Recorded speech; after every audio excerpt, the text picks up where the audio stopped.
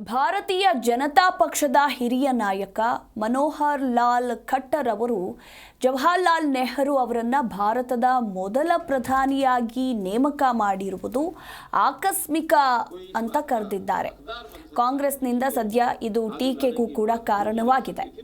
ಇನ್ನು ನಾನು ಪಂಡಿತ್ ಜವಾಹರ್ಲಾಲ್ ನೆಹರು ಅವರು ಆಕಸ್ಮಿಕವಾಗಿ ಪ್ರಧಾನಿಯಾದರು ಅಂತ ಹೇಳಲು ಬಯಸ್ತೇನೆ.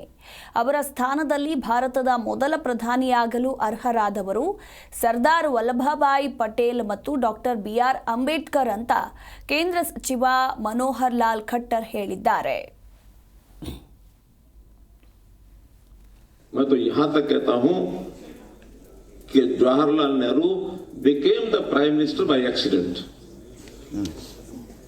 अगर उनकी जगह कोई इस बात का हकदार बन सकता है, किसी को आगे लाने की बात सोची जा सकती थी, तो उस समय सरदार वल्लभ भाई पटेल को सोच सकते थे, डॉक्टर अम्बेडकर को सोच सकते थे. डॉक्टर अम्बेडकर जी की भूमिका कोई आवश्यकता में नहीं थी. लेकिन चलिए, उनका निर्णय था, उस समय किसी ने बनना था, कोई बने. आज हम समाज के लोग इन चीजों को आगे बढ़ाने की जिम्मेदारी हमारी है. मैं तो यहां तक कहता हूं कि Jawaharlal Nehru became the prime minister by accident. अगर उनकी जगह कोई इस बात का हकदार बन सकता है, किसी को आगे लाने की बात सोची जा सकती थी, तो उस समय सरदार वल्लभ भाई पटेल को सोच सकते थे, डॉक्टर अम्बेडकर को सोच सकते थे. डॉक्टर अम्बेडकर जी की भूमिका कोई आवश्यकता में नहीं थी. लेकिन चलिए, उनका निर्णय था, उस समय किसी ने बनना था, कोई बने. आज हम समाज के लोग इन चीजों को आगे बढ़ाने की जिम्मेदारी हमारी है.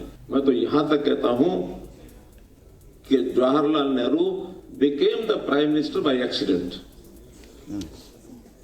अगर उनकी जगह ಜಿ ಕನ್ನಡ ನ್ಯೂಸ್ ಈಗ ನಿಮ್ಮ ಮನೆಯಲ್ಲೇ ನೋಡಿ. ಎಲ್ಲ ಕೇಬಲ್ಗಳಲ್ಲಿ ಈಗ ಲಭ್ಯ. ನಿಮ್ಮ ನೆಚ್ಚಿನ ಜಿ ಕನ್ನಡ ನ್ಯೂಸ್ ಈಗ ಸನ್ ಡೈರೆಕ್ಟ್ ನಲ್ಲಿ number 292, Tata play number 1664, Jio TV number 1334, NXT digital number 30, in cable number 30, city networks 51, U digital number 162, GTPL number 17, Rockline telecommunications number 42, Shri Basaveshwara cable number 168, rural cable network 60, Vinayaka digital 57, Abhishek cable 821, city channel 53, Siddeshwara cable network 57, V4 digital Infotech 628, Surya digital networks 53, Gajanan digital number 836, Malnad Infotech Private Limited number 56, Metrocast number 830, Victory Digital number 167ರಲ್ಲಿ ನೋಡಿ ಆನಂದಿಸಿ.